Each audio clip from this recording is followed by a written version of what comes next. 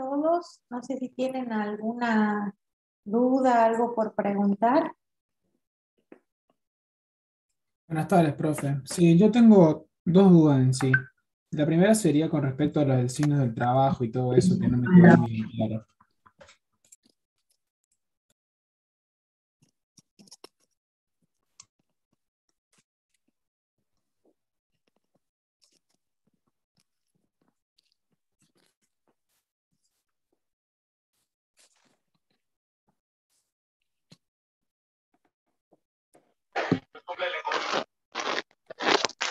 Bueno, como saben, hoy continuamos con termodinámica. No sé si en algún tema nuevo, digamos, de esta unidad les ha quedado Hola, profe. sin terminar de entender. Buenas tardes. Sí, profe, yo tengo una duda. Ah, perdón. No, lo tengo, no me puse los auriculares todavía. Sí, ¿cuál es la consulta? ¿Emanuel era? Sí, profe, el mismo. Eh, Tengo una duda con respecto a los signos del trabajo. No me quedó muy en claro esa parte. Bien, entonces, em,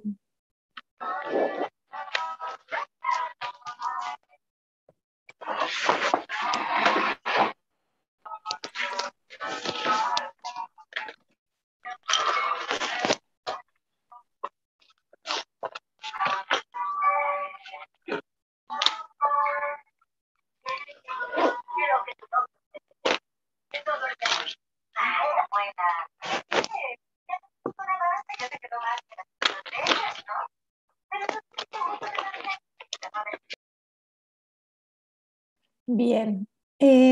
Entonces, la parte de trabajo, no sé si estás acostumbrado, Mónica, si vos querés ir proyectando. em, en la parte de Sí, yo trabajo, estoy con problemas, vas a tener que proyectar vos, bueno, Nancy. perfecto. Vieron que la parte de trabajo tiene un concepto que es lo que estamos acostumbrados en física, por lo menos si ya han hecho esa materia, y es que el concepto de trabajo es a partir de fuerza que se realiza por una determinada distancia, ¿sí? Ahora, si nosotros pensamos en ese concepto de representativo, ¿sí? Entonces, cuando un sistema hace trabajo en química, nosotros nos referimos a cuando, por ejemplo, en una reacción química se produce un gas o se consume un gas. ¿Por qué? Porque una sustancia química gaseosa lo que hace es un trabajo cuando se produce sobre el sistema y cuando se consume esa sustancia química gaseosa, se lleva a cabo, digamos, un trabajo desde el medio ambiente al sistema, ¿sí? Si vamos a las definiciones, se acuerdan que el tanto el trabajo como el calor tienen un signo por convención positivo o negativo según el flujo, ¿sí? Sobre o desde el sistema. Cuando es desde el sistema, el trabajo es negativo y cuando es sobre el sistema es positivo. En, Hay una deducción, digamos, teórica de lo que es el trabajo, ¿sí? Que les decía que desde física decíamos que era fuerza por distancia y era reemplazar a la fuerza por su igual, digamos que es presión por área, y la distancia por el área me da un volumen. Entonces nosotros definíamos al trabajo como P delta B. Cuando se produce una compresión, como el volumen disminuye, el trabajo te da positivo y sería el trabajo del medio ambiente sobre el sistema, y cuando se produce una expansión, como por ejemplo más gas que se va produciendo, la variación de volumen es positiva y el signo hace que justamente se respete esa convención y el trabajo del sistema sobre el medio ambiente es negativo. Calor y trabajo definen la energía del sistema. Eh, no sé si con eso aclaro un poco tu- tus dudas. El volumen, profe, venía de lo que era el área por la distancia, ¿puede ser? Exacto, exacto. El área porque vos reemplazas a fuerza, presión por área, y área por distancia te daría el volumen, en este caso, que va a ocupar el gas producido. ¿Sí? De una, profe. Gracias. También estaba viendo, en realidad es una pregunta más que nada para sacarme la duda en sí, si es algo Sí, conceptual o si es algo a modo de demostración. Era lo de la sí, calorimetría a volumen constante. sí. Había como toda una especie de fórmula así, y que al final daban como una especie de fórmula general, no sé bien cómo decirlo, y no sé si eso era algo más conceptual o eso era ya más específico para lo que era el calor de la bomba que estaba ahí como ejemplo. Eso en realidad era Eh, para que entendieran un poco cómo era el sistema. Ahora en un ejercicio que vamos a ver ahora, a lo mejor se les aclara un poquito más qué es el calorímetro, digamos, y para qué nos sirve. bien, No sé bueno, si quieren que veamos ese ejercicio y en todo caso, si les queda alguna duda, sí, nos sacamos después que veamos el ejercicio. sí, Sí, me parece Micaela. bien. Hola, profes, buenas tardes. Buenas Yo, tardes. antes de que pasen a otro tema, si podrían volver a la diapositiva que estaban, no logro comprender del todo cuándo es que el sistema hace un trabajo sobre el alrededor, hace un trabajo sobre el sistema. Si vos tuvieras una compresión, suponete, vos tenés el mismo, o sea, si vos, por ejemplo, para que lo veas químicamente, nosotros se acuerdan que vimos en el ejercicio que vimos la semana pasada, habíamos visto de que el magnesio cuando reaccionaba con ácido sulfúrico desprendía un gas. Entonces eso hacía, se expandía, digamos, porque partíamos de una solución acuosa y de un compuesto sólido y pasábamos a un compuesto gaseoso. Entonces en ese caso se expandía. Si nosotros tuviéramos compuestos gaseosos que al reaccionar nos dan compuestos líquidos, eso sería una forma en que el sistema, perdón, el entorno hace trabajo sobre el sistema. Pero sería una compresión. Si vos tenés un émbolo como el que estábamos viendo nosotros para la expansión, sería exactamente lo inverso si vos comprimís, si vos le aumentás la presión a ese émbolo y estás comprimiendo tu sistema, eso es, el entorno está haciendo trabajo sobre el sistema.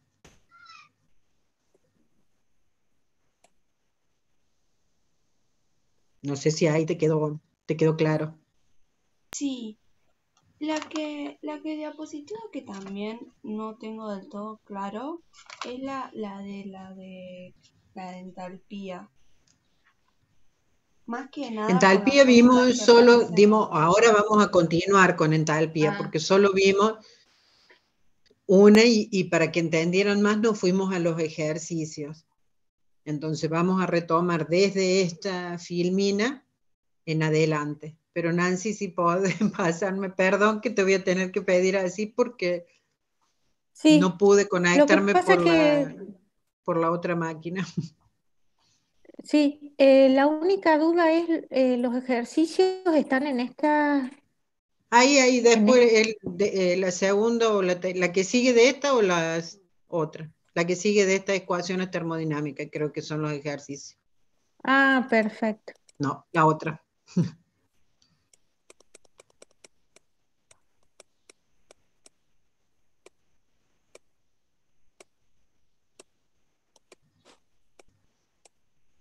Este era el que Ahí está, vimos, ¿no es ese es el cierto? que vimos Que los otros días.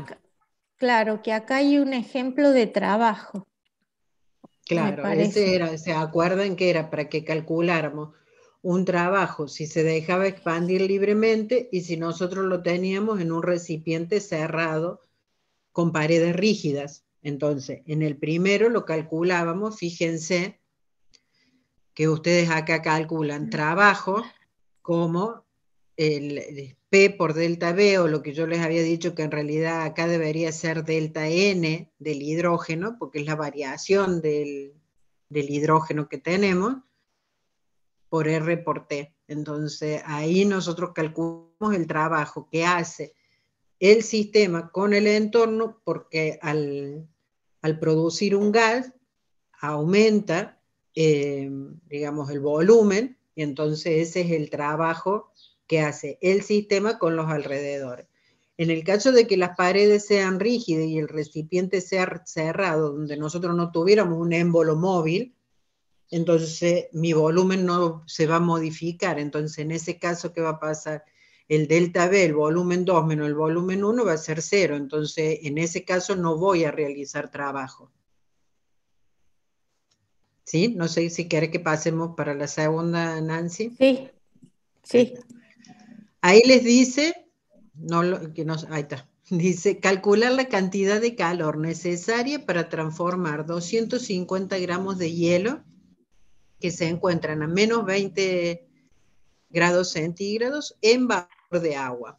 Vamos a utilizar los diagramas que estuvimos viendo, ¿se acuerdan cuando vimos estados de agregación?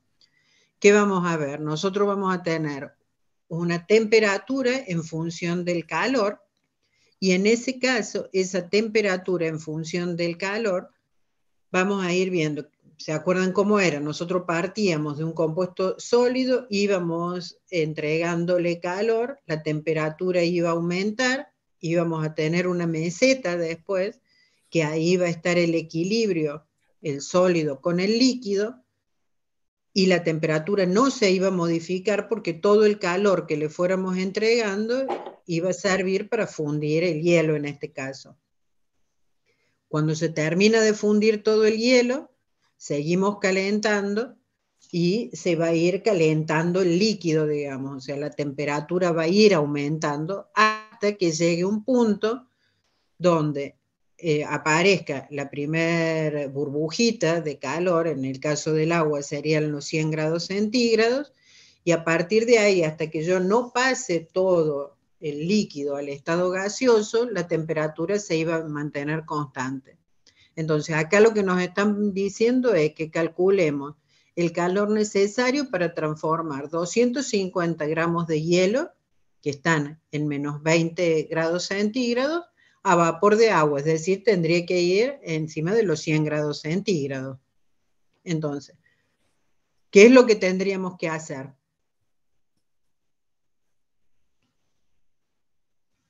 Para la primera etapa, claro, el calcular ese calor, el calor vamos a tener un Q1 que va a ser para pasar de hielo a agua, un Q2 que va a ser la meseta, que sería fundir todo el agua, un Q3 que sería pasar de el líquido, calentar el líquido, y un Q4 que sería pasar ese líquido a vapor.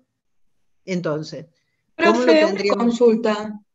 ¿Sí? Esos gráficos, por ejemplo, si nosotros nos dan un ejercicio así, esos gráficos van a estar como para que nosotros sepamos cuántas veces tenemos que calcular, o sea, cada cuántos Q, digamos, cuántos intervalos. Y a veces sí, a veces no, porque ustedes lo deberían saber a eso, salvo que sea un compuesto desconocido y que no tengan ustedes ningún dato. Pero si yo les digo que pasen de hielo a vapor de agua, se supone que ustedes deberían saber cuáles son las etapas. Bien, gracias.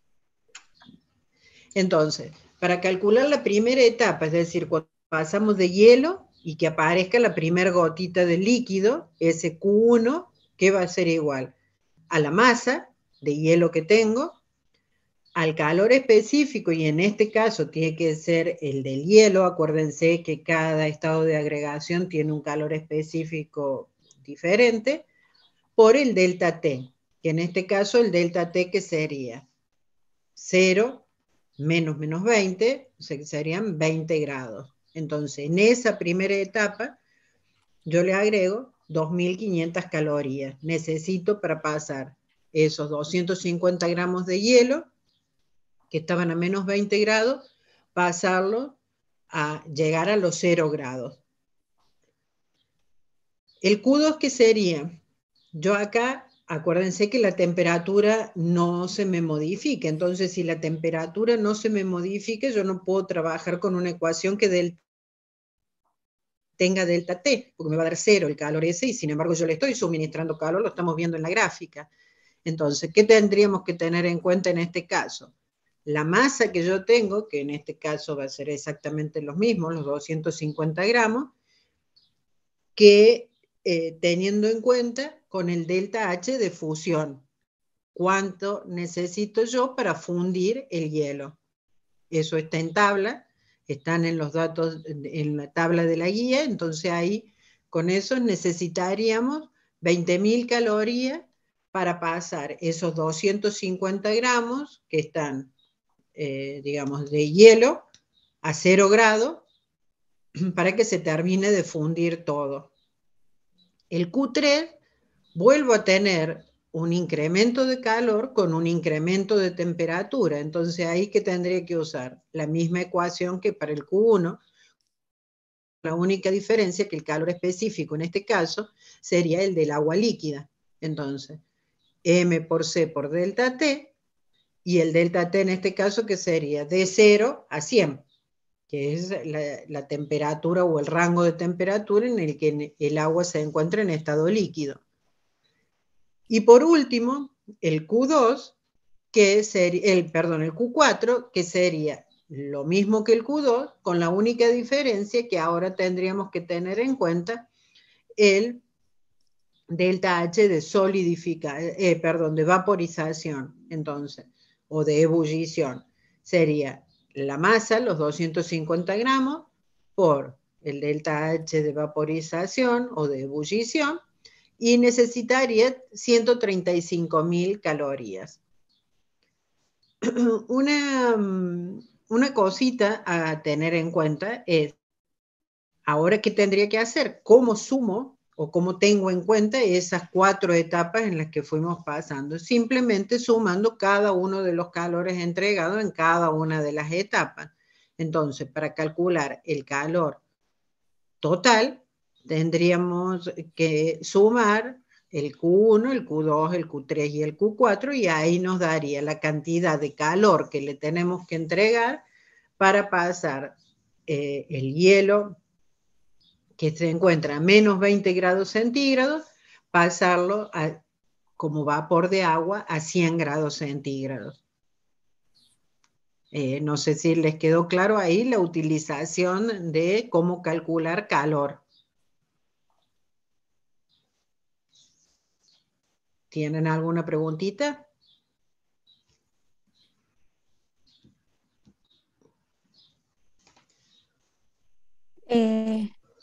Física tenemos el año que viene, sí. Y en el secundario no vieron nada.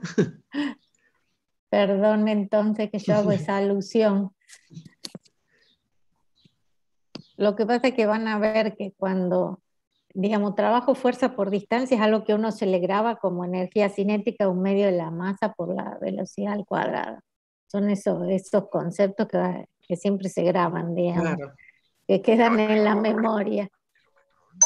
Muy bien. Exacto. No sé si quieres pasar, Nancy, al ejercicio que sigue. Sí. Profe, El Sí. delta H sí la sacan de las tablas. En la tabla donde tienen todas las condiciones, la tabla del agua en la guía tienen los datos. Sí, no sé quién era el que estaba. Y el El calor calor específico específico también. también. Calor específico para cada estado de agregación de las sustancias, ¿sí?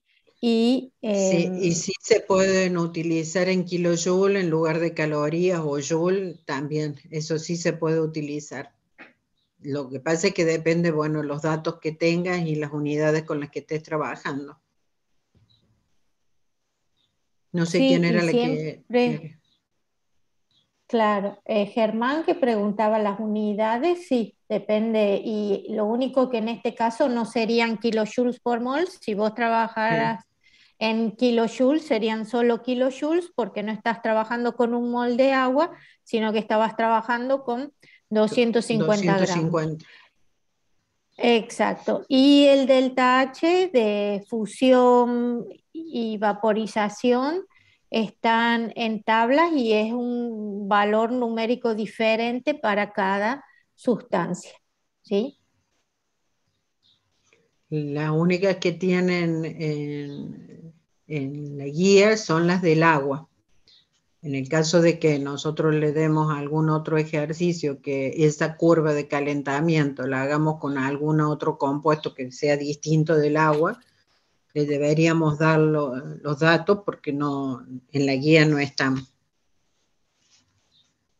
Bien. No Bueno, sé quién no, no, quería preguntar algo. Alguien empezó a preguntar en forma oral. sí.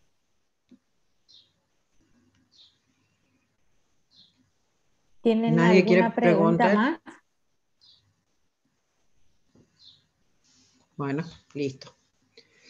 Entonces, otro ejercicio, y este es el que yo les decía de que viéramos para ver si por ahí se entendía un poquito lo que era el calorímetro, les dice que un calorímetro contiene 50 gramos de agua, se le entregan 3.358 joules de calor. La temperatura del agua y el calorímetro originalmente están a 22,34 grados centígrados y aumentó a 36,74 grados centígrados. Y les pide que calculen la capacidad calorífica del calorímetro en joule por grado centígrado. Y el calor específico del agua se los da como dato, que son los 4,184 joule gramos grados centígrados. Entonces, ¿qué deberíamos hacer acá en este caso?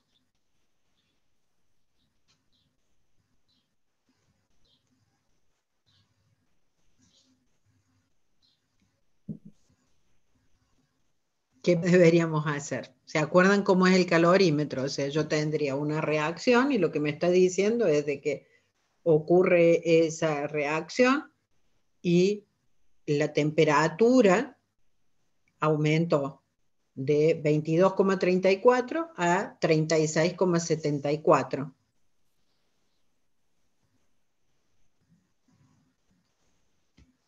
¿Pasas, Nancy? A ver si... Sí. Entonces, nosotros, ¿qué tenemos ahí? 50 gramos de agua que pasaron de 22,34, como decíamos recién, a 36,74. Entonces, ese delta T que ocurrió es de 14,40 grados centígrados. El calor, en este caso, ¿qué tendría que tener en cuenta? La masa por el calor específico, por el delta T. La masa son los 50 gramos, el calor específico del agua es 4,18 joules. Fíjense que ahora estamos usando joule, o sea, el calor específico está en esas unidades, ¿no?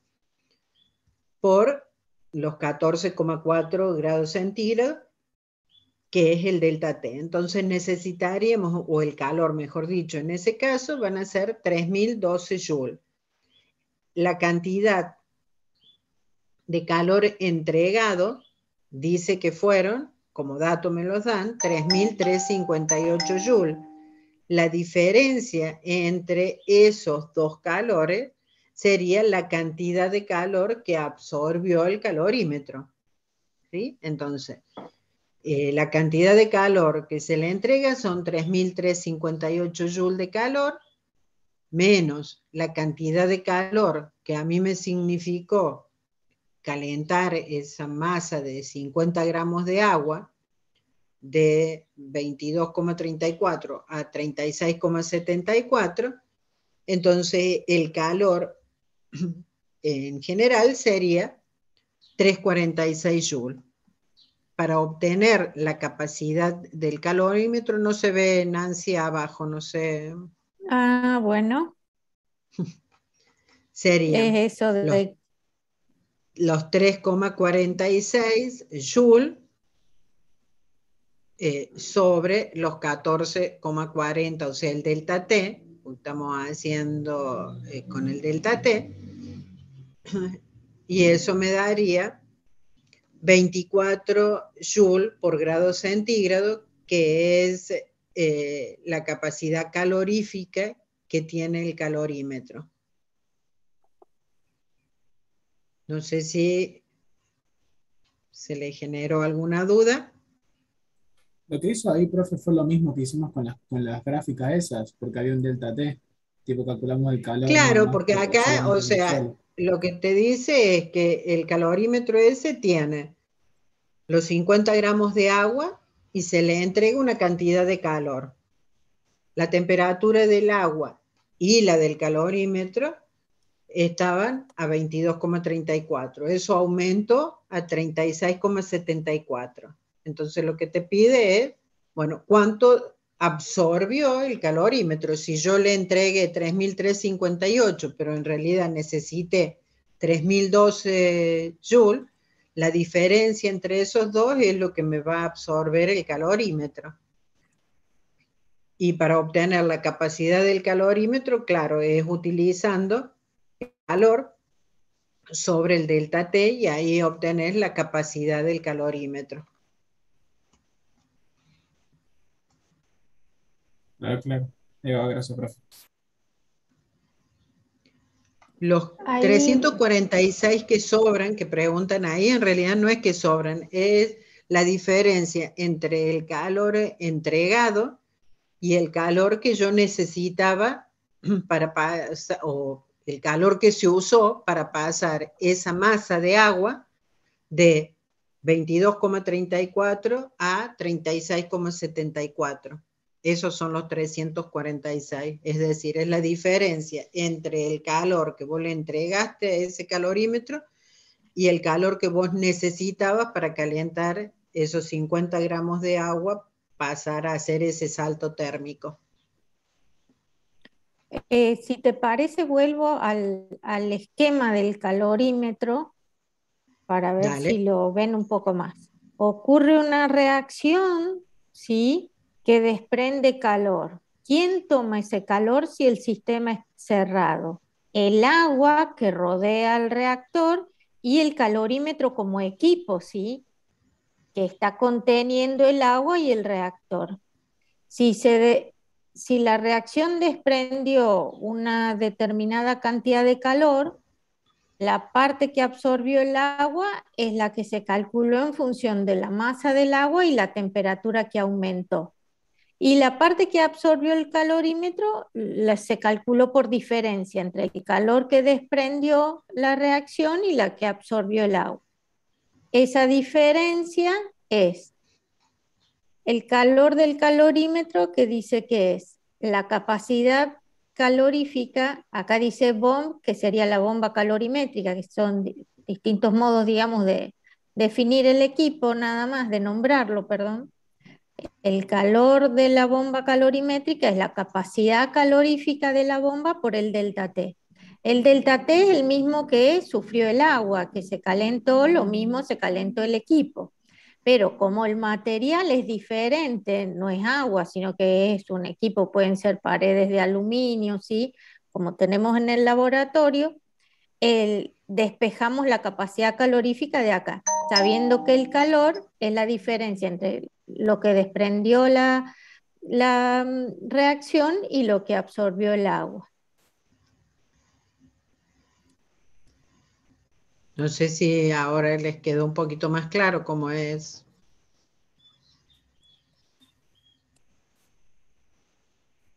Sí, profe, gracias. Bien. No me acuerdo si había otro ejercicio o el que sigue es de entalpía. Ah, ya es de, Sí, sí, eso sí, sí, así que nos volvamos, volvemos a Nancy. ley. Sí. Arranca, ponelo directamente en la entalpía, así arrancamos. Sí. ¿En esta o la anterior? No, A ver. creo que uno o dos antes que eso. Sí. Esta.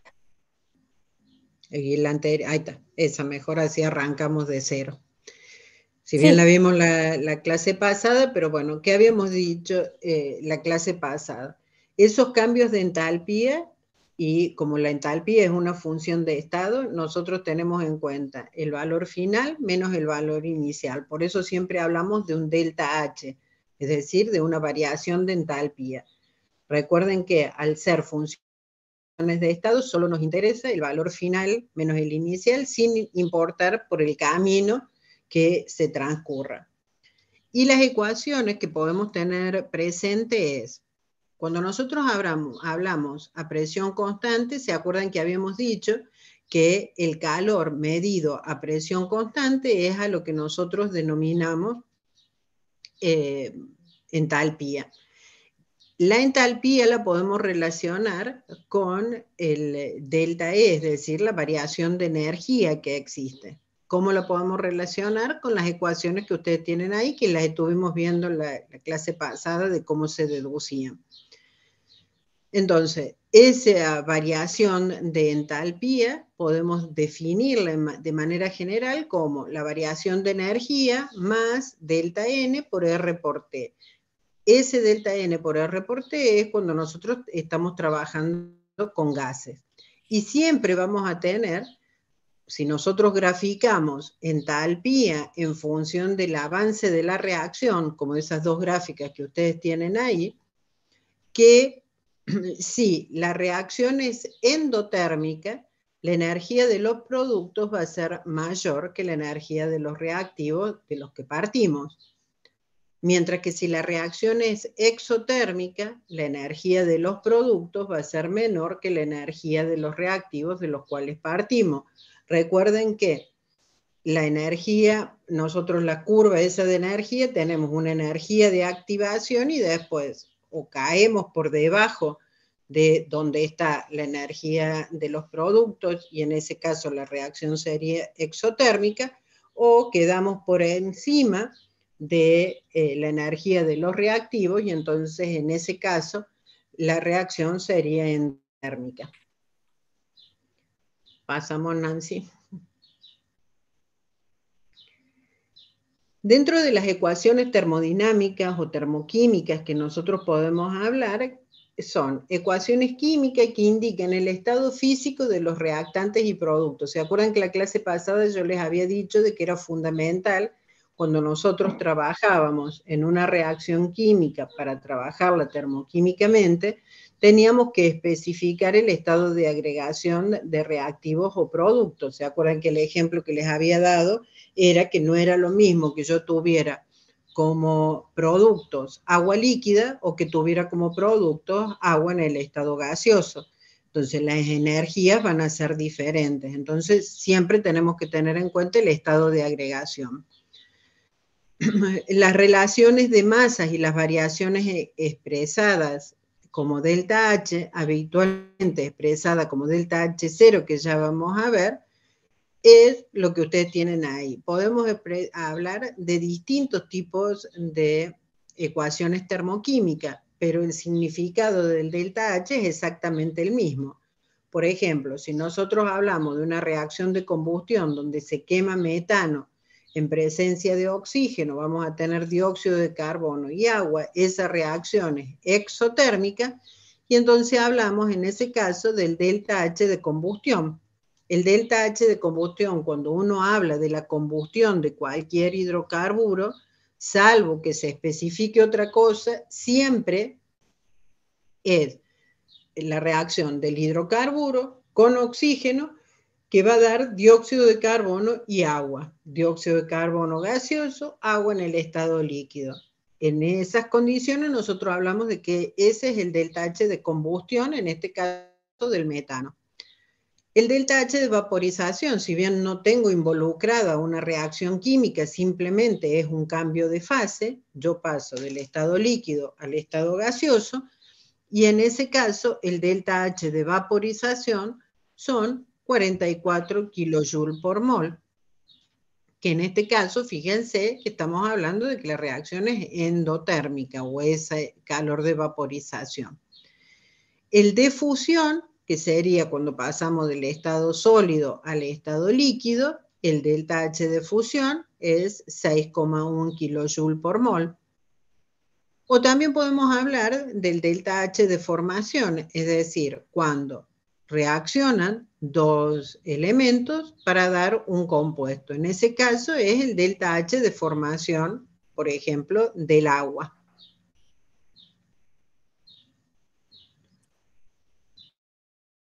Todas las combustiones, todas las combustiones son exotérmicas y todas las combustiones del hidrocarburo es el hidrocarburo más oxígeno que da dióxido de carbono y agua. Siempre va a ser lo mismo. No interesa cuál sea el hidrocarburo que se queme.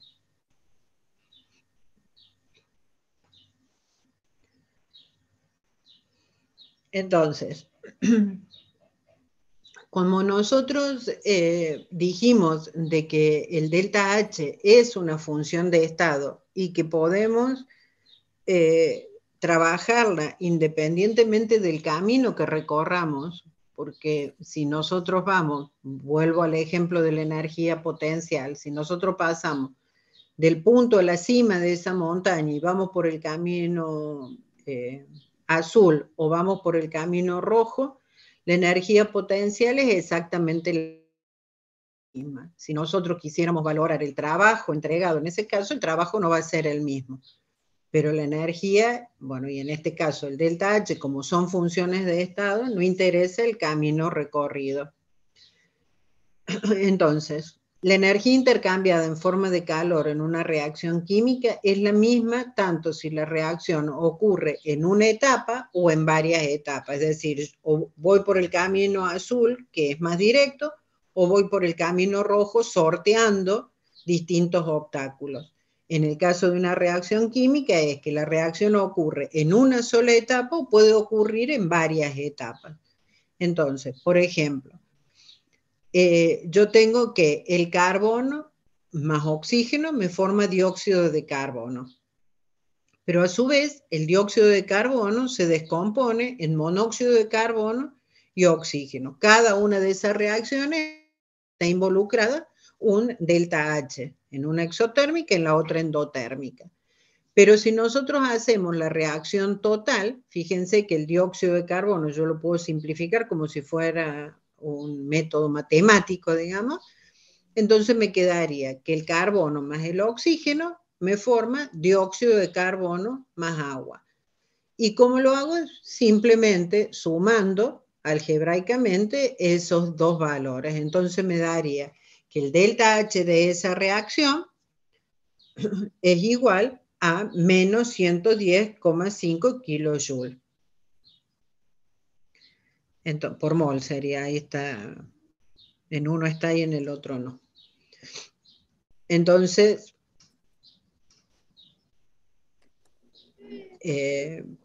sí, ¿puedes seguir, Nancy? Sí, nada más que se generó la duda y alguien habría levantado la mano porque vos dijiste que daba dióxido de carbono y agua y no, No, daba perdón, monóxido de monóxido y carbono y oxígeno. oxígeno, pero estamos todos atentos, estamos esperando que cortes nomás para aclarar que da lo que dice acá y que esto es la Perdón, suma algebraica de la reacción. de esa reacción. Profe, Micaela, Profe, ¿quieres cada vez, sí, quería consultar. La pregunta era, cada vez que yo no tenga un cambio de estado en la reacción, el camino por el que vaya va a ser el mismo, porque solamente la energía, o sea, va a cambiar si cambia el estado de agregación, o entendí mal. No, o sea, el estado de agregación, o sea, son dos cosas diferentes. Si vos cambias el estado de agregación, la energía que vas a necesitar va a ser distinta. O sea, yo en esto, si voy de A a B, o sea, del punto a la cima, es porque obtengo los mismos productos. En el ejemplo, bueno, yo lo marco, pero no me ven ustedes, pero supónganse que yo acá el monóxido de carbono, en lugar de tenerlo en estado gaseoso, lo obtuviera en estado sólido, por decirle algo, porque le cambia algunas condiciones. En esta reacción significa, en la final, Nancy, en la que quiero obtener general, o sea, yo ahí necesitaría un paso más intermedio, que sería la energía que se necesita para pasar el monóxido de carbono gaseoso al monóxido de carbono sólido. ¿Me explico? Sí, y cuando yo tenga las mismas, o sea, cuando tenga los mismos productos, voy a tener la misma energía. Claro, o sea, si yo lo trabajo por la ley de Hess, que es este método indirecto, que es trabajarlo matemáticamente, tengo que obtener los mismos, o sea, los compuestos en el mismo estado de agregación que las reacciones con las que voy a ir trabajando en cada uno de esos pasos. En el caso de que, supónganse que este ejercicio les hubiéramos dicho de que se obtenía monóxido de carbono sólido, entonces ustedes tenían que agregarle a ese, en lugar de que fueran sumar dos valores, agregar un tercero que sería pasar el monóxido de carbono gaseoso a monóxido de carbono sólido. Entonces ahí se me simplificarían los monóxidos de carbono y yo obtendría en la ecuación final monóxido de carbono sólido. Y el valor obviamente no va a ser menos 110.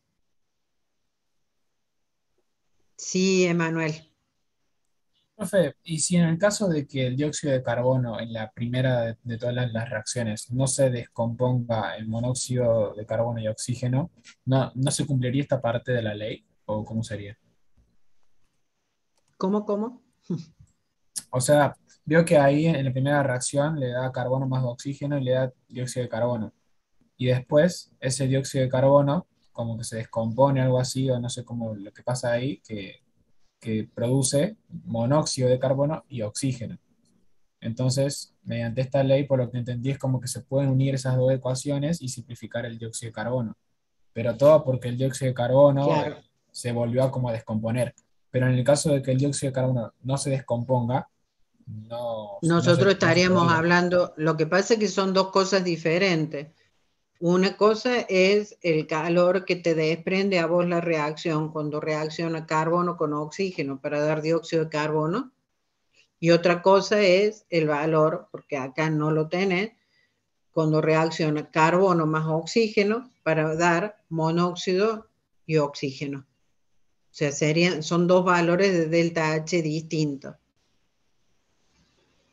No sé si se entiende lo que te quiero decir. Sí, sí va cayendo, profe.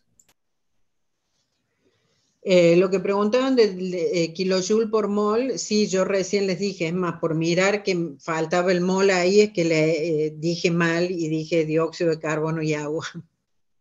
Pero se nos pasó ahí, en la primera está kilojoule por mol y en las otras dos no están. Ahí estaría esquematizado lo que les estamos diciendo, o sea, yo puedo obtener dióxido de carbono como carbono más oxígeno con una reacción exotérmica que desprende menos 393,5 kilojoule por mol, o puedo obtener reacción carbono-oxígeno para obtener monóxido de carbono y oxígeno, donde ese delta H lo desconozco, pero sí tengo el valor de la descomposición de dióxido de carbono cuando se descompone a monóxido más oxígeno. Ese valor yo lo tengo. Si bien el dato que yo tengo es la reacción inversa a la que está planteada ahí, por eso es que ahí el signo es menos 283, mientras que cuando lo pusimos en la sumatoria de la ecuación, pusimos más 283. ¿Por qué pusimos más 283? Porque justamente lo que estamos haciendo es la reacción inversa a la que tenemos como está planteada ahí. Entonces, si nosotros queremos calcular la reacción donde tienen ese delta H con el signo de pregunta, lo podemos considerar como esas dos reacciones que ocurren en distintos pasos y de esa manera poder determinar ese valor de delta H que desconozco. No sé si podés pasar, Nancy.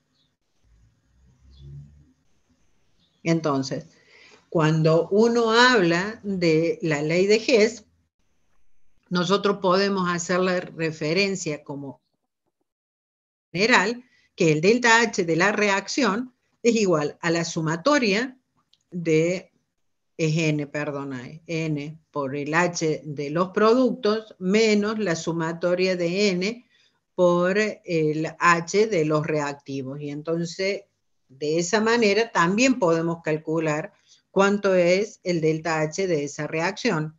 En este caso, ¿qué sería? La sumatoria de los N por los delta H del monóxido, más el oxígeno, que ya vamos a ver cómo lo tomamos, menos la del carbono y el oxígeno, que ya vamos a ver qué es lo que pasa. Como es una función de estado, tiene un valor único para cada estado del sistema y su variación solo depende del estado inicial y del estado final y no del camino recorrido. Y si eso lo trasladamos a lo que es una reacción química, depende de los reactivos, que sería nuestro estado final, menos la de los productos, que sería nuestro estado inicial.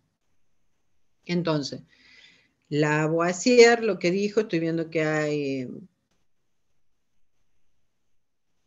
preguntas en el chat. Lavoisier lo que dijo es que el valor de la entalpía de una reacción química a una determinada temperatura es igual, pero de signo contrario, a la reacción en la que ocurre. Justamente eso era lo que preguntaba Mónica, que el valor de la entalpía de una reacción química a una determinada temperatura es igual, pero de signo opuesto a la que acompaña la reacción inversa. Que es en este caso lo que yo les era decía. Exacto. Claro. Eso era lo que yo les decía. Cuando nosotros, fíjense que el sentido de la flecha es de que reacciona monóxido de carbono más oxígeno para formar dióxido de carbono, pero nosotros en la ecuación la empleamos a la inversa, es decir, la descomposición del dióxido de carbono para formar monóxido y oxígeno. Entonces, lo que significa eso es de que el signo de la reacción es opuesto, o dicho de otra manera, es de igual magnitud, pero de signo contrario si la reacción es de manera directa o si la reacción es de manera inversa. No sé si por ahí lo entienden mejor. ¿Sí? Una cosa es la descomposición del dióxido de carbono y otra cosa es la formación del dióxido de carbono partiendo de monóxido y oxígeno. Entonces eso van a tener la misma magnitud, pero el signo va a ser diferente.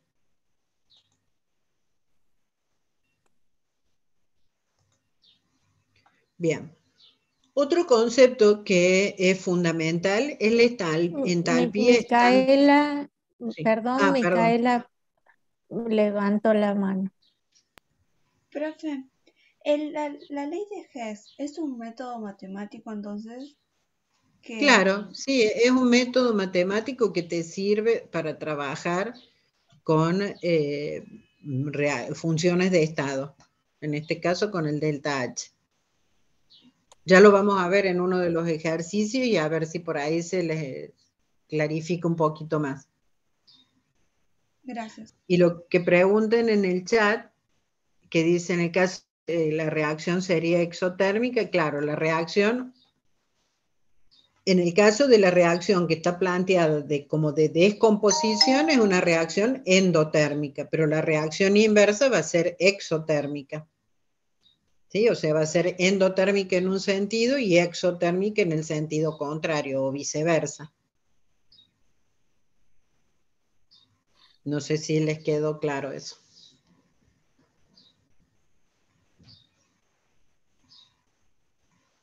Si pasas, Nancy. Bien. Entonces les decía que otro concepto que tienen que tener bien presente es la entalpía estándar de formación. El estado estándar, cuando uno habla del estado estándar termodinámicamente, es la forma más estable de una sustancia a una atmósfera de presión o un bar y a 25 grados centígrados. ¿Qué pasa eso, por ejemplo, o de dónde sacamos esos datos? Si ustedes se fijan en la guía, tienen los delta H de formación estándar en una tabla. Entonces, la entalpía estándar de formación de una sustancia es el cambio de entalpía que se da en una reacción de formación de un mol de compuesto a partir de sus elementos, todos en el estado estándar. Esto márquenlo, recuádrenlo, porque es muy importante. A veces nosotros les decimos, por ejemplo, calculen el delta H de formación estándar del benceno. ¿Qué significa? O del agua, para hacerlo más fácil, del agua. ¿Qué significa eso? Que yo voy a calcular el delta H de formación del agua partiendo de oxígeno más hidrógeno para que me dé agua. ¿Sí? O sea, yo tengo que partir de sus elementos en sus estados estándares. Entonces, eso es lo que me significa el delta H de formación de estándar de una sustancia. Por ejemplo, si yo hablo del delta H de formación del dióxido de carbono, yo no puedo hablar de la segunda reacción. No sé, Nancy, si te quieres volver la Sí, filmina.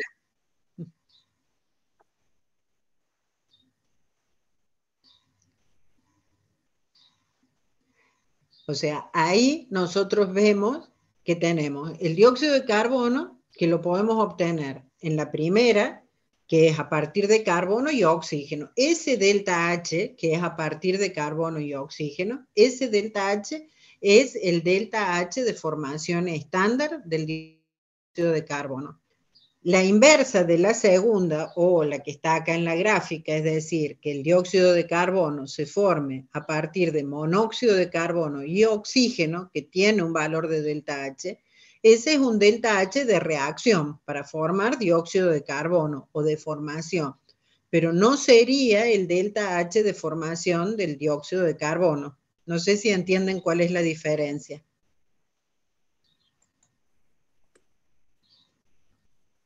O sea, ¿Puedo uno, repetir yo, esa última parte? bueno, que el dióxido de carbono, para que cuando yo hable, por ejemplo, del delta H de formación del dióxido de carbono, significa que el dióxido de carbono se formó a partir de los elementos en sus estados estándares. ¿Cuáles son los elementos que forman el dióxido de carbono? Carbono y oxígeno. Si yo hablo del delta H de la otra reacción, es decir, que el monóxido más el oxígeno me da dióxido de carbono, que tiene un delta H de menos 283 kilojoules por mol, ese es un delta H de reacción, pero no es el delta H de formación estándar. ¿Sí? La diferencia está que para que yo hable del delta H cerito F, es decir, el delta H de formación estándar de un determinado compuesto, es partiendo de sus elementos en los estados estándares. Por ejemplo, el dióxido de carbono, yo tengo que partir de carbono y oxígeno. El agua tengo que partir de hidrógeno y oxígeno. El benceno tengo que partir de carbono e hidrógeno. ¿Sí? O sea, no puedo partir de otro compuesto y que se me forme benceno, o de otro compuesto y que se me forme dióxido de carbono. Tengo que partir de los elementos en sus estados estándares. Bien, profe, una gracias. Bien. Y lo que yo les decía recién, cuando hablábamos de que lo podíamos calcular, el delta H de la reacción, como el sumatorio de los N por los delta H de los productos, menos la sumatoria de los N por los delta H de los reactivos, que hay que tener en cuenta que para un elemento puro en su estado estándar, el delta H de formación es 0.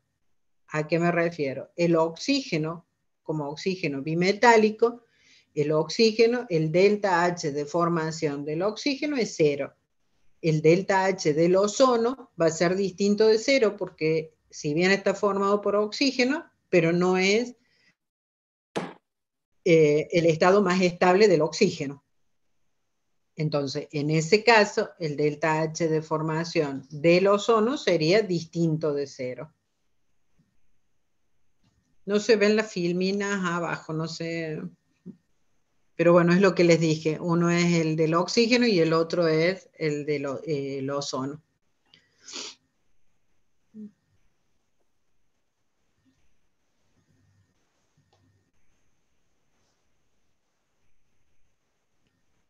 No sé si ahí se alcanza a ver. Ahí sí. Gracias. Pasamos a la que sigue. Que creo Sí, ahí tendré que pasar los al tres tercero. ejercicios, así vamos al... ¿Este lo vas a No, hacer? ese, sí. Ah, Aplicaríamos la ley de Hess, que dice, considere la síntesis del propano, un gas utilizado como combustible para campamento, partiendo de 3 carbonos, grafito, más 4 hidrógenos en estado gaseoso, que me da el metano gaseoso.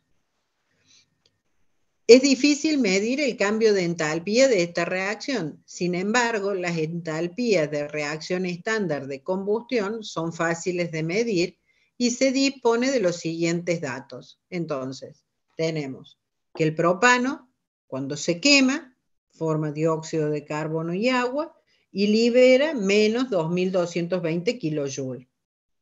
Después tenemos también la formación del dióxido de carbono, partiendo de carbono grafito más oxígeno, que me da el dióxido de carbono con un delta H de menos 394 kilojoules.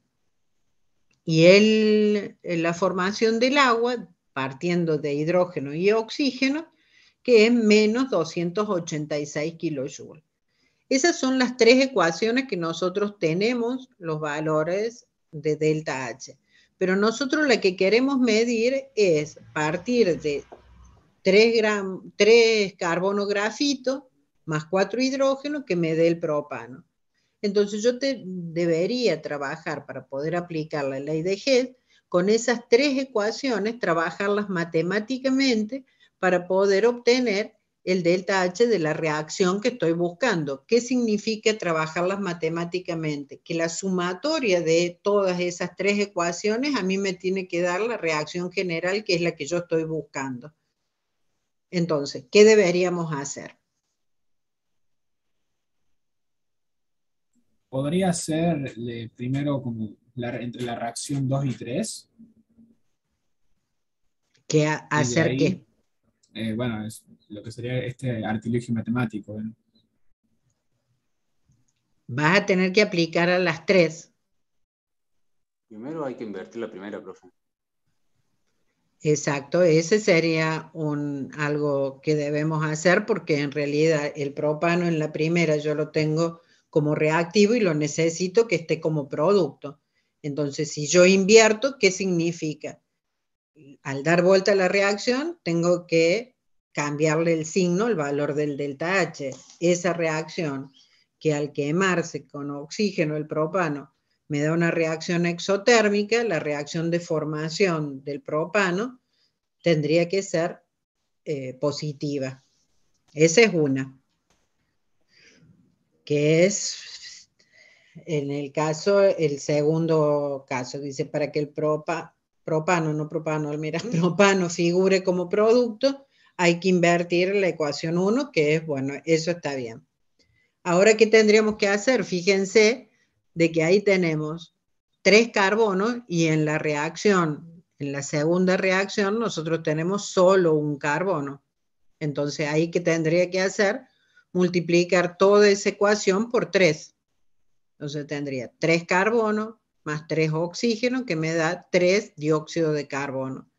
Si eso lo hago con los productos y los reactivos, obviamente como es kilojoule por mol y le estoy cambiando la cantidad de compuesto que tengo, lo tengo que multiplicar por 3. Entonces ahora tendría, bueno, menos 1182 kilojoules.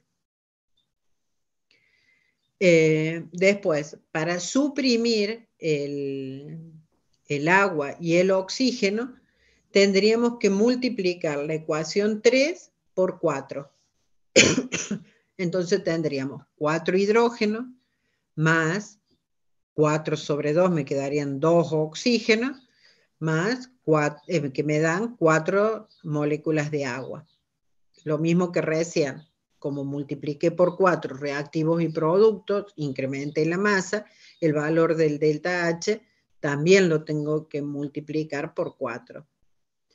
Y entonces ahora, si sumo esas 3 ecuaciones como me han quedado ahí, tendría los 3 carbonos más 4 hidrógenos que me dan propano. Y entonces hago exactamente lo mismo con el delta H2, el delta H1 y el delta H3. Y entonces el delta H de formación del propano sería menos 106 kilojoules.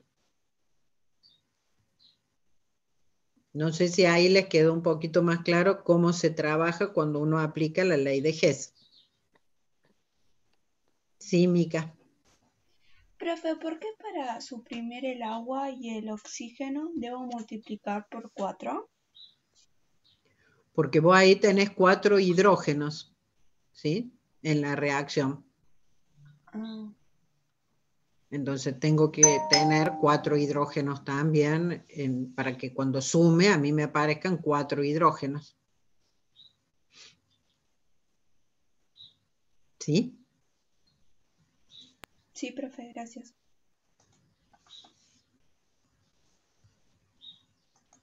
Bien. Bueno, se entiende, dice Nancy, así que seguimos. La entalpía estándar de reacción es el cambio que se produce cuando los reactantes en sus estados estándares se convierten a productos en sus estados estándares respectivos. Y es la cantidad de calor a presión, vuelvo a decirle, de una atmósfera y el sistema siempre se encuentra a 25 grados centígrados y el sistema puede o absorber o liberar energía.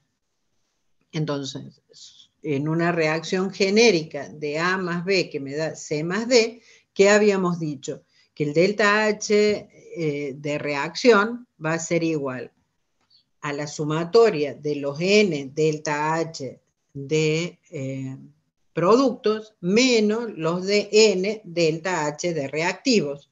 Entonces, ¿qué tendríamos acá? Como tengo C moles de C más D moles de D, yo tendría C por el delta H del compuesto C más D por el delta H del compuesto D menos A delta H de A más B delta H de B. Entonces, volvemos a lo mismo, que es la sumatoria de N delta H de productos menos la sumatoria de N delta H de reactivos. Si ese delta H es negativo, significa que la reacción es exotérmica, es decir, está liberando calor al medio, mientras que si el delta H es positivo, significa que está absorbiendo calor del medio y la reacción va a ser endotérmica. Cuando nosotros hablamos de reacciones o las trabajamos termodinámicamente, se entiende de que la reacción ocurre hasta el consumo total de reactivos. O sea, acá no vamos a trabajar si la reacción ocurre un 30%, si la conversión es de un 30%, o como trabajábamos estequiométricamente, cuando vimos estequiometría. Acá directamente se calcula de que la reacción ocurre hasta que se consumen todos los reactivos. Pasamos, Nancy.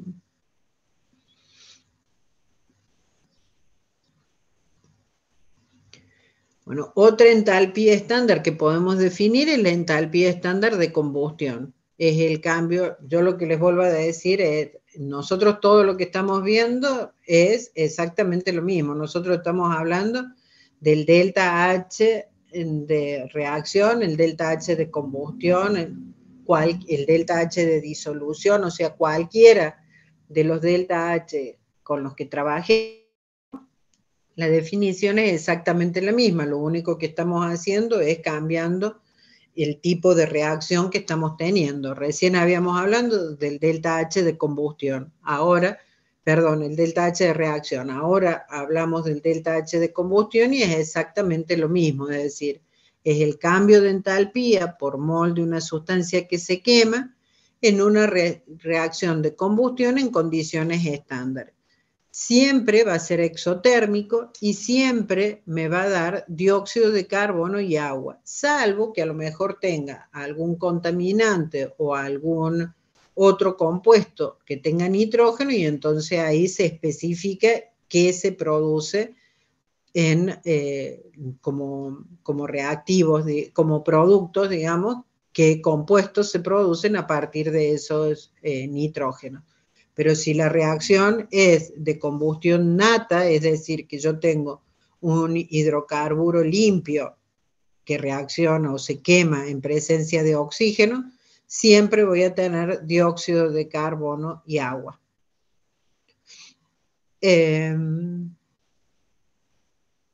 Como ejemplo les iba a dar, como para ver si por ahí les queda un poquito más claro, si yo hablo, por ejemplo, la reacción de combustión que ocurre dentro del motor de un auto.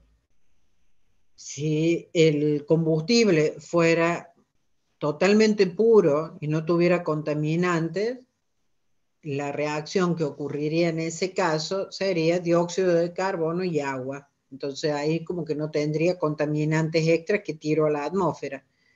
Pero como sabemos que los hidrocarburos no vienen totalmente puros, en algunos casos tienen azufre o tienen compuestos de nitrógeno, nitrogenado, entonces en esa reacción de combustión yo voy a tener a lo mejor dióxido de nitrógeno, voy a tener dióxido de azufre o trióxido de azufre, o sea, voy a tener otros compuestos, pero si el hidrocarburo es un compuesto puro, siempre voy a tener dióxido de carbono y agua. Otra reacción, otra entalpía que estuvimos trabajando ya es la entalpía estándar de disolución, que se acuerdan cuando vimos la disolución que habíamos dicho que primero teníamos un delta H que involucraba cuando el soluto sólido se separaban las moléculas, otro delta H que involucraba al disolvente cuando también se separaban las moléculas, y un tercer delta H que era cuando las moléculas del disolvente rodeaban a las del soluto para que se produjera esa disolución. Bueno, esa disolución, si bien nosotros no la vemos como en etapas, pero esas serían las etapas en las que ocurre una disolución, también las podemos trabajar empleando la ley de G, es decir, el delta H de disolución total, para ver si esa disolución va a ser exotérmica o endotérmica, va a depender de las tres disoluciones, de los tres, perdón, delta H involucrados en esa disolución. Pasamos a la que sigue.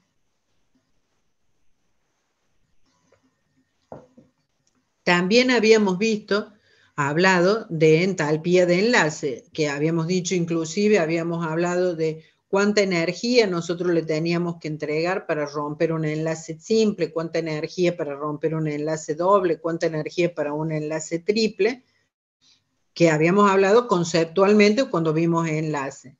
Bueno, ¿qué es la entalpía de enlace en realidad? Es la energía necesaria para romper un enlace de un mol de una determinada sustancia en estado gaseoso y a presión constante. En el caso de las moléculas diatómicas, obviamente es igual a la energía de disociación.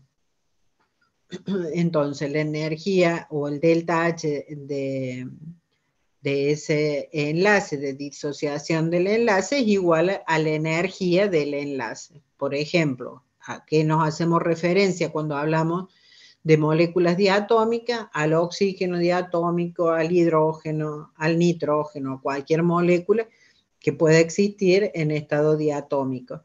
En este caso, por ejemplo, el hidrógeno, que se rompen formándome dos átomos de hidrógeno. Entonces, ese delta H de disociación sería igual a 436 kilojoules. Si es positiva, entonces lo que significa es que nosotros le tenemos que suministrar esa energía porque esa reacción va a ser endotérmica, es decir, yo le tengo que entregar esa energía para romper efectivamente ese enlace. Pasamos a la otra.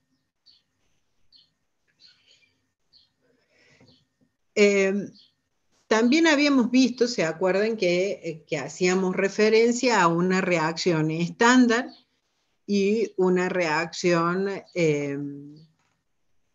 espontánea y una reacción no espontánea? Que habíamos dicho que si nosotros queremos subir una montaña, tendríamos que suministrar energía para subir la montaña, mientras que si a lo mejor bajar sería algo mucho más rápido y de manera espontánea.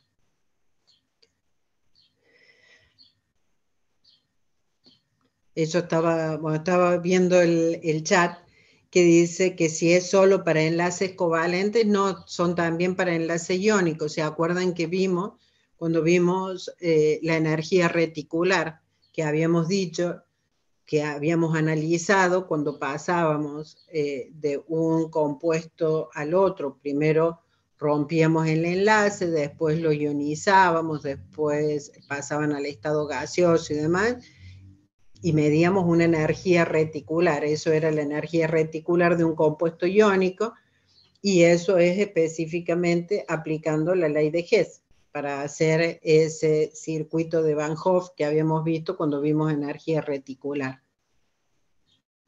Emanuel, no sé qué pregunta. Profe, más que nada con el tema de lo no espontáneo, me quedo como una duda ahí. ¿Sería que es aquellas reacciones en las cuales se dan bajo ciertas circunstancias o ciertas condiciones, o simplemente cuando el calor liberado es de una cantidad específica? No sé. Eso lo vamos a ver ahora, sí, a eso nos vamos a hacer referencia. Okay. O sea, vamos a ver qué tenemos que analizar para describir la espontaneidad de una reacción. ¿Se acuerdan que en la clase pasada habíamos analizado, habíamos visto, inclusive algunos habían dicho que si la reacción era exotérmica, era como que era más fácil de que ocurriera? Y eso depende de otros factores que ya los vamos a ir analizando. Entonces, cuando hablamos de una cascada, lo que ocurre espontáneamente es por la diferencia de la energía potencial, digamos, que el agua caiga espontáneamente, que el agua suba de un nivel más bajo a un nivel más alto. Eso no sería un ejemplo de espontaneidad.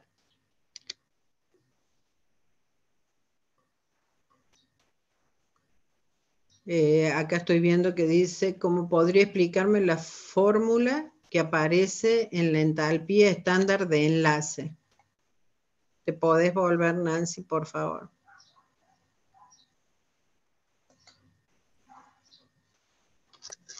¿Esta? ¿Qué fórmula? Lo que dice el delta H de disociación, que es igual a la energía de enlace, ¿eso? Sí, profe, que se relaciona con el ejemplo. Claro, no, simplemente es que si vos rompes, nosotros habíamos hablado, cuando vimos enlace, hablamos de energía de enlace y la energía que le teníamos que suministrar para romper un determinado enlace. Esa energía, que nosotros lo llamábamos como energía de enlace, es el delta H de disociación para romper una molécula, digamos. Cuando nosotros hablamos de una molécula diatómica, como tengo solo 2 átomos, y yo rompo ese enlace, esa energía de disociación es directamente la energía de enlace. Si ya tuviera más moléculas, tendría que analizar, bueno, qué enlaces son los que se están rompiendo y ya ahí no sería igual la energía del enlace con el delta H de disociación. No sé si es eso. Sí, entonces yo la energía que tengo que aplicar para romper el enlace van a ser iguales la energía de enlace con el delta H. Si yo saco el delta H, va a ser la energía que tengo que aplicar. Si la molécula es diatómica, sí. Ah, Ahora sí. sí, profe, gracias. Bueno, entonces, por ejemplo, si yo dejo expuesto a la humedad y al aire hierro, voy a obtener una reacción espontánea, que sería la formación del óxido de hierro. En una reacción que es endotérmica, por ejemplo, como es las bolsitas de compresión, que directamente uno aprieta esas bolsitas, ahora que se usan más los geles que se enfrían y demás, como que esas bolsas ya no se usan tanto, pero antes, para poder aplicar frío a un problema por una quebradura o algo así, venían unas bolsitas donde uno apretaba esa bolsita y se ponía en contacto el compuesto, el soluto con agua, y esa reacción era endotérmica. Y la reacción ocurría espontáneamente, si bien la reacción era endotérmica, pero la reacción ocurre, mejor dicho, en forma espontánea. Por ejemplo, ahí que les pregunta, ¿son espontáneas las siguientes reacciones? Es decir, la reacción de combustión del metano, que es menos 890 kilojoules por mol. La reacción de el agua, cuando se funde del agua sólida, pasa al agua líquida.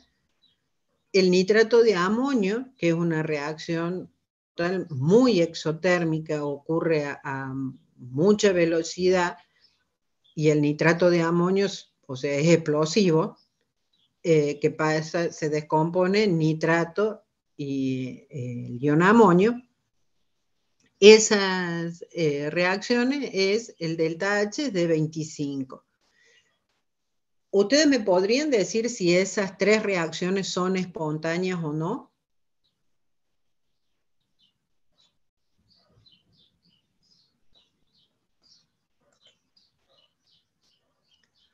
¿Por qué no podría decir, Jerónimo, que esas reacciones son o no espontáneas?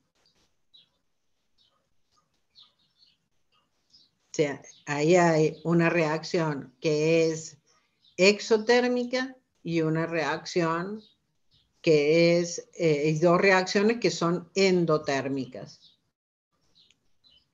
Profe, quise saber si está bien. ¿Las últimas 2 reacciones serían no espontáneas? Ya las vamos a analizar. Ya vamos a analizar qué tenemos que saber para saber si esas reacciones son o no espontáneas. Con el delta H no podemos afirmar si esa reacción es espontánea o no. Como dice ahí Jerónimo, nos falta un dato. Profe, sería según la energía de activación que necesite, porque por ejemplo, si es una reacción que las mezclas y ya reaccionan, sería como espontánea, pero por ejemplo, para quemar el metano necesitas como de energía adicional para que se libere. Sería Bien, endotérmica por un ratito y después exotérmica. No, no sería eso, pero algo similar. ya vamos a ver. Continuará, le vamos a decir ahora. Ahí vamos a ver qué es el dato que nos falta analizar, como decía Jerónimo recién. Pasamos, Nancy.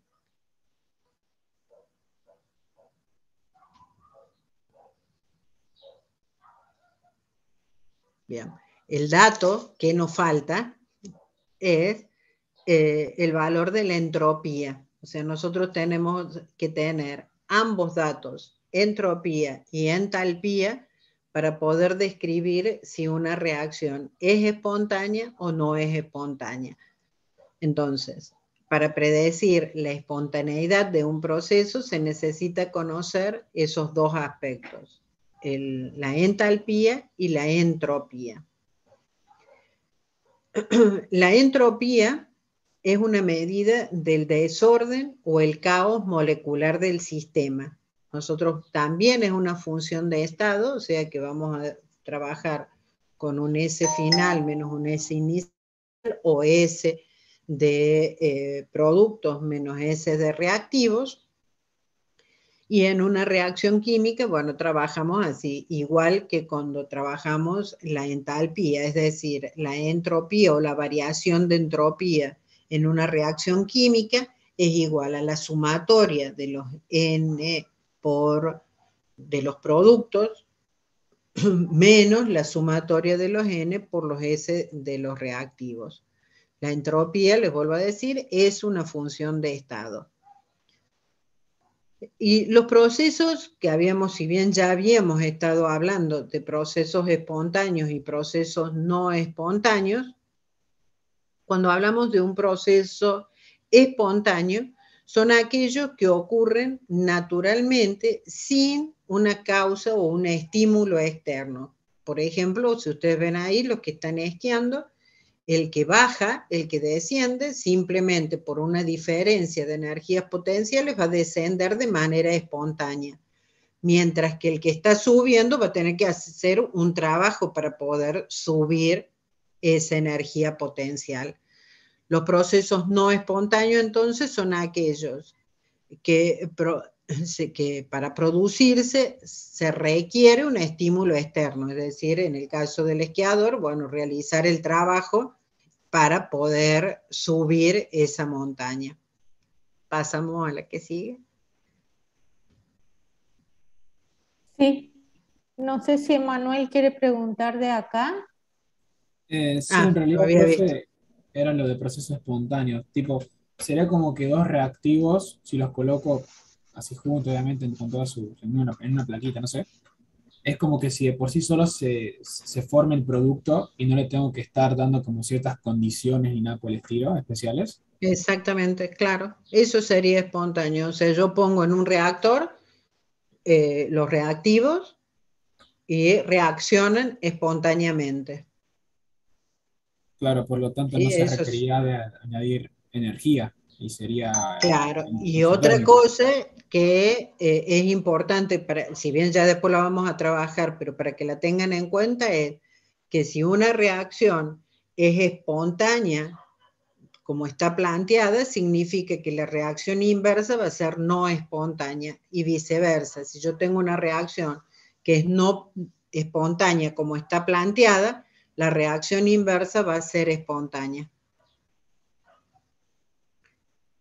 Bueno, profe, gracias. Pasamos a la otra, Nancy.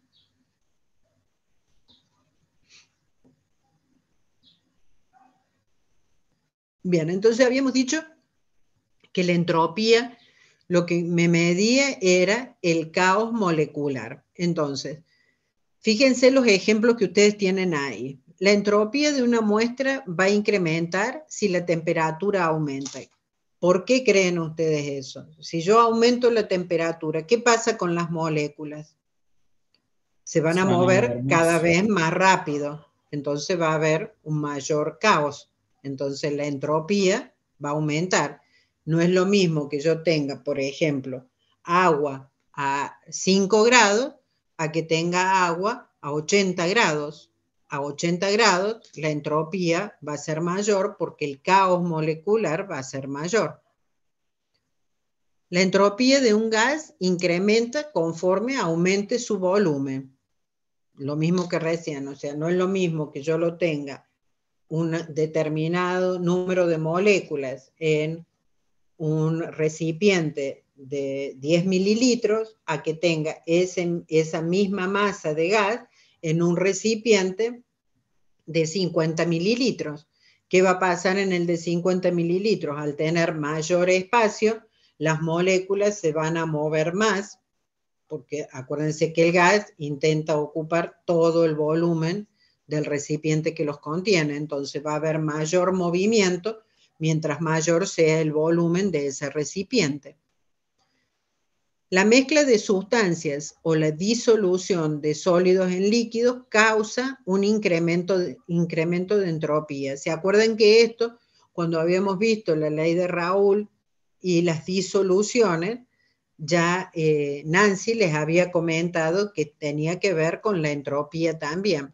Si yo tengo un disolvente puro y a ese disolvente le agrego un determinado soluto, al tener ya dos compuestos, el caos va a ser distinto. O sea, yo voy a tener un soluto que está interaccionando con un disolvente y me va a generar un mayor caos que en el caso de que tuviera el disolvente solo o el soluto solo.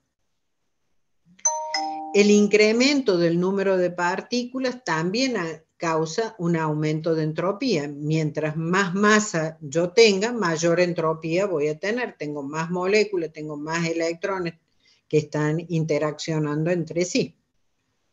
El incremento de la cantidad de moles gaseosos causa también un incremento de la entropía.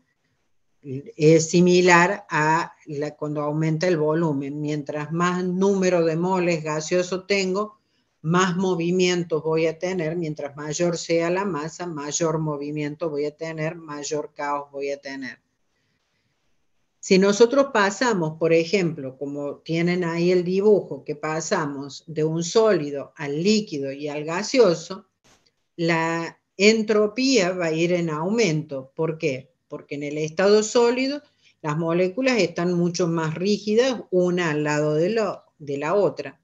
Al pasar al estado líquido, las moléculas ya se distancian y tienen un cierto movimiento. Entonces, la entropía o el desorden va a aumentar. Y a su vez, si pasamos a un estado gaseoso donde las moléculas tienen muchísimo más movimiento, el caos molecular va a ser mayor y por ende la entropía va a ser mayor. El proceso inverso, es decir, si pasamos del estado gaseoso al líquido y al sólido, la entropía iría en disminución y por ende el desorden, digamos, iría en disminución. No tendríamos un aumento de desorden, sino que iríamos hacia un orden molecular.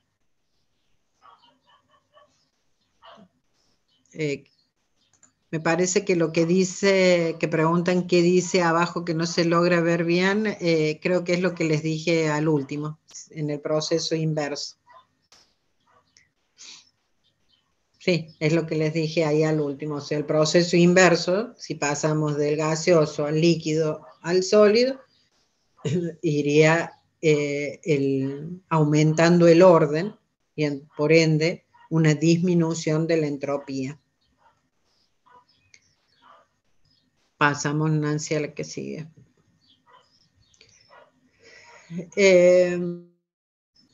Bueno, nosotros, ¿qué habíamos dicho? Si nosotros tenemos un sistema, mi sistema, que sería ese balón que ustedes tienen ahí, y la reacción es exotérmica. Si la reacción es exotérmica, ¿qué ocurriría dentro de mi sistema? yo estoy perdiendo calor. Entonces, por ende, si yo pierdo calor en mi sistema, la entropía de mi sistema disminuye, pero ¿qué pasa con la entropía del entorno? Como ese calor que se libera de mi sistema va al entorno, la entropía del entorno o los alrededores iría en aumento. Entonces, la entropía de los alrededores sería mayor que cero. La entropía aumentaría porque yo estoy liberando calor a los alrededores. Pasaría en el proceso endotérmico, es decir, que los alrededores le entregan energía al sistema. Entonces, como los alrededores tenemos un proceso de disminución de calor, los alrededores, la entropía disminuiría, pero la entropía de mi sistema iría en aumento.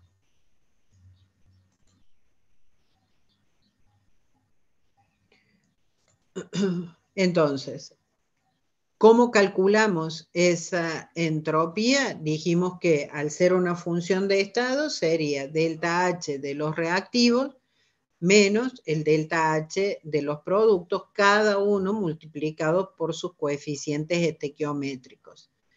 Y para analizar en procesos reversibles y a temperatura constante, calculamos el delta o la variación de entropía como calor en función de la temperatura. Si el proceso químico se produce a presión constante, el calor a que sabemos que es igual a presión constante, el calor es igual al delta H. Entonces, el delta S del sistema va a ser igual al delta H sobre T. El delta H obviamente que del sistema, mientras que el delta S del entorno va a ser el delta S del entorno sobre T. Está mal ahí. S es la entropía molar estándar y se mide, en este caso, en Joule por mol por Kelvin. Esa variación de entropía de cada uno de los compuestos también lo tienen tabulados en una tabla que la tienen en la guía de trabajo práctico y de la que ustedes pueden emplear. Pasamos a la otra. Micaela quiere preguntar algo. Sí, profe, con respecto a la diapositiva anterior, si la presión es constante, ¿por qué quedan esas igualaciones si yo en delta S no tendría la presión? Tengo el calor y la temperatura que me varía. Porque el calor a presión constante es delta H. Ah, gracias. ¿Te acordás que así definimos entalpía? Entalpía es el calor absorbido o liberado en una reacción química a presión constante. Simplemente es el cambio, digamos, que se hizo. Gracias. No sé si eso ténganlo bien presente, cómo definen entalpía. O sea, entalpía es el calor absorbido o desprendido a presión constante. Bueno, ¿y qué dice la tercera ley de la termodinámica? Que la entropía de una sustancia cristalina perfecta es cero en el cero absoluto de temperatura, o sea, es el cristal perfecto. Y ahora sí, vamos a definir cómo analizamos la espontaneidad de una determinada reacción química. La espontaneidad, nosotros habíamos dicho que teníamos que tener en cuenta tanto delta H como delta S. La ecuación que relaciona estas dos variables, delta H y delta S, la ecuación que la relaciona es la energía libre de Gibbs, o delta G. Delta G es igual a delta H menos T por delta S, y si el delta G es negativo, significa que esa reacción va a ser espontánea. Si el delta G es positivo, significa que esa reacción tal cual está planteada es no espontánea y la reacción espontánea sería la reacción inversa. Entonces, ¿qué tenemos que analizar para saber si una reacción es espontánea o no? Es el signo tanto de delta H como de delta S. Entonces, supongamos, si delta H y delta S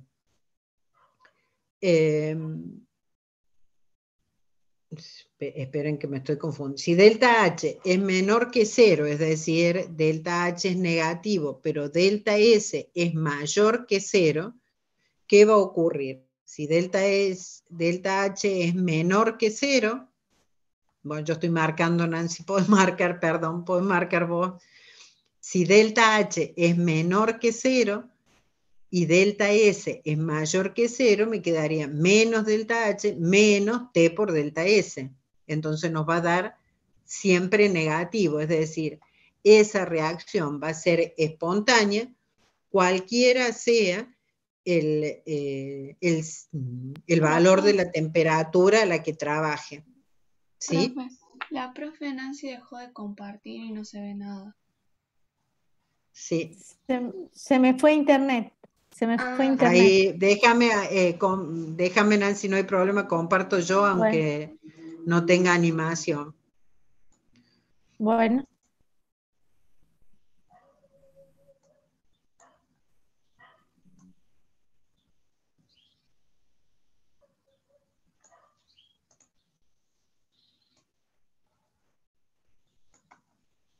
¿Están viendo o no? Sí.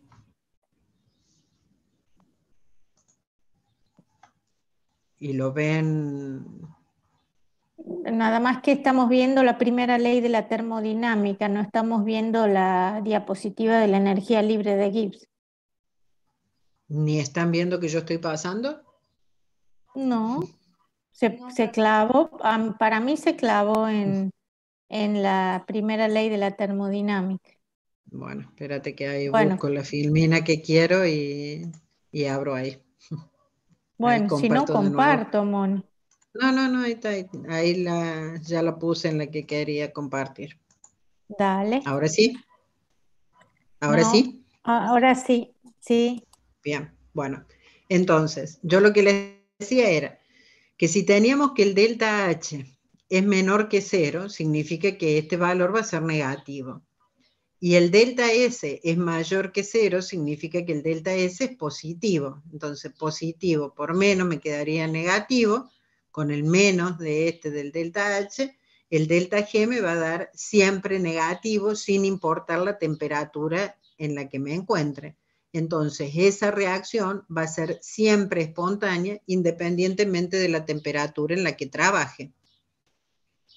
El otro caso sería que delta H sea positivo y que delta S sea negativo. Si delta S es negativo, menos por menos es más, como este es positivo también, siempre el delta G me daría positivo, entonces la reacción sería no espontánea, tal cual esté planteada, sin importar la temperatura en la que trabaje.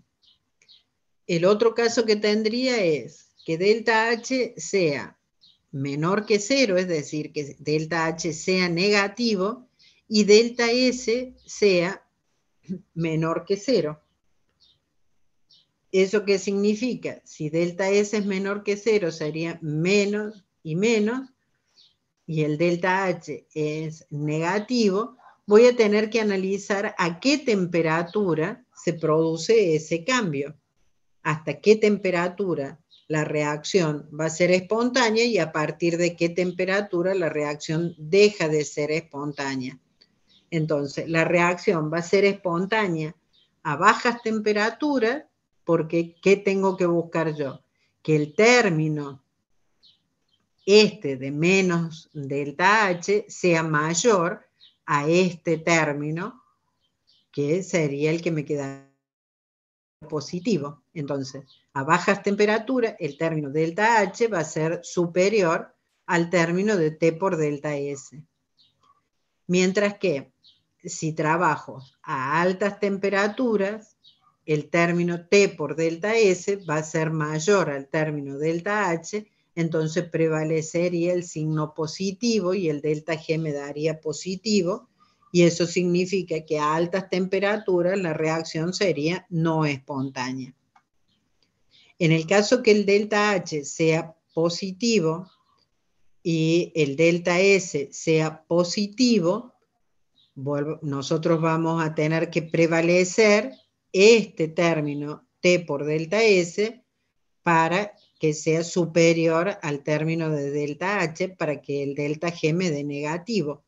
Entonces, en ese caso, a temperaturas altas, el delta G sería negativo porque prevalecería este signo, mientras que a temperaturas bajas prevalecería este signo que es positivo y el delta G me daría positivo, y entonces a temperaturas bajas la reacción sería no espontánea.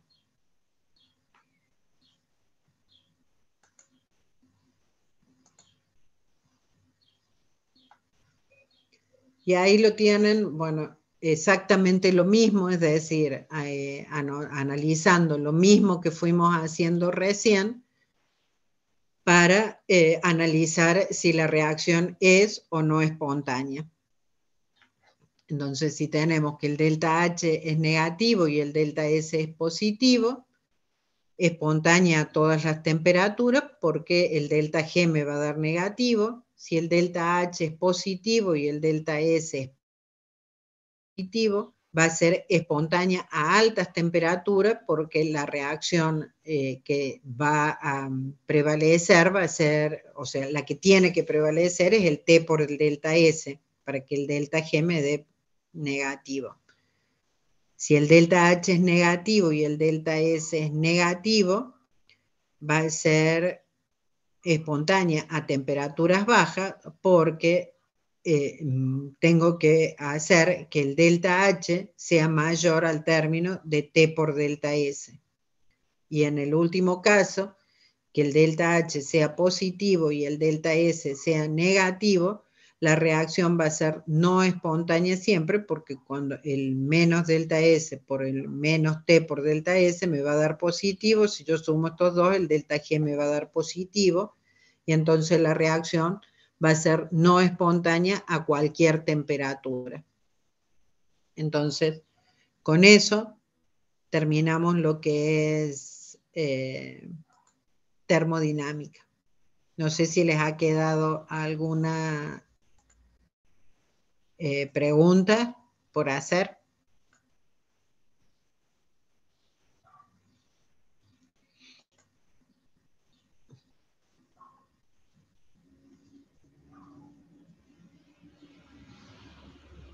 Bueno, pienso que de todos modos mañana podemos repasar un poco y hacer algún ejercicio más de termo, ¿no es cierto? Y Por ahí lo que podríamos hacer mañana a lo mejor es un ejercicio para que analicen la espontaneidad de una reacción química. bien. Como para cerrar esto, y no sé qué prefieren ustedes, pero a mí me parece de que el repaso lo dejaría más próximo a la fecha del parcial, digamos, para la Sí, semana que sí. viene, por ahí el repaso. Y mañana ya empezar a avanzar, a hacer este repaso de los ejercicios y seguir Sí. avanzando con cinética, que no entre en el parcial, Sí, es mejor. pero que bueno, me parece que les va a ser más productivo para que tengan tiempo ya de estudiar y venir con dudas más concretas antes del parcial. Exacto, sí, me parece mejor. Mañana hacemos algún ejercicio, empezamos con cinética y la semana que viene repasamos. Perfecto. Recuerden que hoy es el día límite, la fecha límite para inscribirse, ¿sí? Para rendir de Y manera van a hacer, presencial o exacto. virtual. Sí, en el 1B1 hay más para presencial que para virtual. Hoy lo estuve mirando. Bien, nosotros está repartido. Y lo que queremos recordar es que todos deben inscribirse, no porque vayan a hacerlo virtual no sea necesario. Es necesario, como yo les comentaba en la clase de consulta, porque como unos docentes van a estar abocados a la parte virtual y otros a la parte presencial, no sabemos si va a ser suficiente con la cantidad de docentes que tenemos. Está bien, Brandon. Bueno, entonces Bueno, seguimos mañana. nos vemos mañana entonces. Muy bien, hasta Chao, mañana, profe. muchas Hasta gracias. mañana. Nos Chao, vemos. chao.